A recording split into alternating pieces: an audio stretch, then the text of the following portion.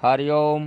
लंबोदरम परम सुंदरमेकदंतम रक्तांबरम त्रिनयनम परमं पवित्रम उद्यद्दिवाकर निभोज्वल कांतिकांतम विघ्नेश्वरम सकल विघ्नहरम नमामि। शीतला माता की जय हो।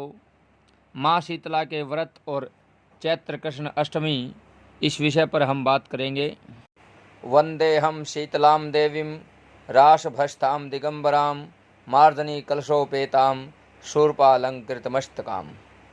यह व्रत चैत्र कृष्ण अष्टमी या चैत्र मास के प्रथम पक्ष में होली के बाद पड़ने वाले पहले सोमवार अथवा गुरुवार को किया जाता है। इस व्रत के करने से व्रती के कुल में दाह जवर, पीत जवर, विस्फोटक, दुर्गंध युक्त फोड़े, नेत्रों के समस्त रोग, शीतला की फुंसियों के चिन्ह तथा शीतला जनित समस्त रोग दूर हो जाते हैं। इस व्रत के करने से शीतला देवी प्रसन्न होती है। शीतला देवी के स्वरूप को जानने के लिए शीतला स्तोत्र का पाठ भी करना चाहिए। इस व्रत की विधि है कि इस व्रत को करने वाले व्रती को पूर्व विधा अष्टमी तिथि ग्रहण करनी चाहिए। इस दिन प्रातःकाल शीतल जल से स्नान करके इस मंत्र का संकल्प करना चाहिए। मम गेहे शीतला रोग जनित उपद्रव प्रशमन पूर्वकम आयु आरोग्य ऐश्वर्य अभिवर्धे शीतला अष्टमी व्रत महम करी से।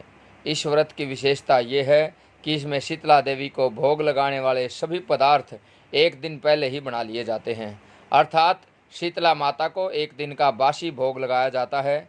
इसलिए लोक में ये व्रत बासोड़ा के नाम से भी प्रसिद्ध है। नैवेद्य के लिए मेवे, मिठाई, पुआ, पूरी, दाल, भात, लपसी आदि एक दिन पहले से ही बनाए जाते हैं। जिस दिन ये व्रत रहता है उस दिन चूल्हा नहीं जलाया जाता। इस व्रत में रसोई घर की दीवार पर 5 उंगलियां घी में डुबो करके छापा लगाया जाता है। उस पर रोली चावल चढ़ा करके शीतला माता के गीत गाए जाते हैं। सुगंधित गंध पुष्प आदि से शीतला माता का पूजन किया जाता है और शीतला स्तोत्र का पाठ किया जाता है। शीतला माता की कहानी भी सुननी चाहिए। रात्रि में दीपक जलाने चाहिए। एक थाली में भात, रोटी, दही, चीनी, जल का गिलास, रोली, चावल, मूंग की दाल का छिलका, हल्दी, धूप बत्ती, मोठ, बाजरा आदि रख करके घर के सभी सदस्यों को स्पर्श करवा करके शीतला माता के मंदिर में चढ़ाने चाहिए। इस दिन चौराहे पर भी जल चढ़ा करके पूजा करने का विधान है। फिर मोठ बाजरा का वायना लेकर के उस पर रुपया रख करके अपनी सास के चरण स्पर्श करके उन्हें देने की प्रथा भी है। इसके बाद किसी वृद्धा को भोजन करा करके दक्षिणा देनी चाहिए। यदि घर परिवार में शीतला माता के कुंडारे भरने की प्रथा हो तो एक बड़ा कुंडारा तथा 10 छोटे कुंडारे भर करके छोटे छोटे कुंडारों को बासी व्यंजनों से भर करके बड़े कुंडारे में रख देना चाहिए। फिर उसकी हल्दी से पूजा करनी चाहिए। इसके बाद सभी कुंडारों को शीतला माता के स्थान पर जा कर के चढ़ा दें। जाते और आते समय शीतला माता के गीत गाने चाहिए। पुत्र जन्म अथवा विवाह के समय जितने कुंडारे हमेशा भरे जाते हैं उतने और भरने चाहिए। शीतला माता की कथा है कि किसी गांव में एक औरत रहती थी। वह बासोड़ा के दिन शीतला माता की पूजा करती थी, ठंडी रोटी खाया करती थी। उसके गांव में और कोई भी शीतला माता की पूजा नहीं करता था। एक दिन उस गांव में आग लग गई, जिसमें उस औरत की झोंपड़ी छोड़ करके बाकी सबकी झोंपड़ियां जल गई, जिससे सबको बड़ा आश्चर्य हुआ। सब लोगों ने उस औरत से इस चमत्कार के बारे में पूछा।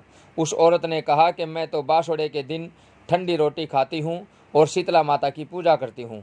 तुम लोग ये काम नहीं करते, इसलिए मेरी झोंपड़ी बच गई और तुम सबकी झोंपड़ियाँ जल गई।